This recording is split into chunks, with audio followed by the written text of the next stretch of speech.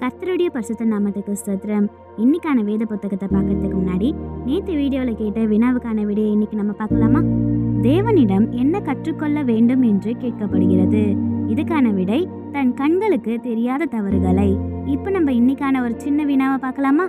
நீதிமான் ஆகிறதற்கும் ரட்சிப்பை பெறுவதற்கும் தேவையான 2 விஷயங்கள் என்ன? இதுக்கான பதிலை கமெண்ட்ஸ்ல சொல்லுங்க. சரியான பதிலை நான் நாளைக்கான வீடியோல சொல்றேன். இப்போ நம்ம இன்னைக்கான வேத பகுதியை பார்க்கலாமா? ரோமர் 10ஆம் அதிகாரம் 10ஆம் வசனம். நீதி உண்டாக இருதயத்திலே விசுவாசிக்கப்படும், ரட்சிப்புண்டாக வாயினாலே அறிக்கை பண்ணப்படும். For it is with your heart that you believe and are justified, and it is with your mouth that you profess your faith and are saved. Romans 10:10. இது நம்ம ஒரு சின்ன கதையா பார்த்துடலாமா? பல நாட்களா ஒருவர் உடல்நிலை குறைவால மருத்துவமனையில இருந்தாரா. மருத்துவர் அவரை பரிசோதித்து சில கடினமான வார்த்தைகளை சொன்னாங்களா. அதை கேட்ட உடனே அவர் ரொம்பவே பயந்தாரா. என்ன ஆகும்னு சொல்லிட்டு அவரோட மனதுல பல எண்ணங்கள் வந்ததா. அவர் படுக்கையில அமைதியா இருந்தபோது சிறு வயதுல கேட்ட தேவனுடைய வார்த்தைகள் அவருக்கு நினைவுக்கு வந்ததா. ஏசப்பா மீது விசுவாசிக்கிறவன் எப்பவுமே கைவிடப்பட மாட்டான்னு அவர் நினைத்தாரா. அவர் மனதுக்குள்ள ஏசப்பாவை நம்பினாரா.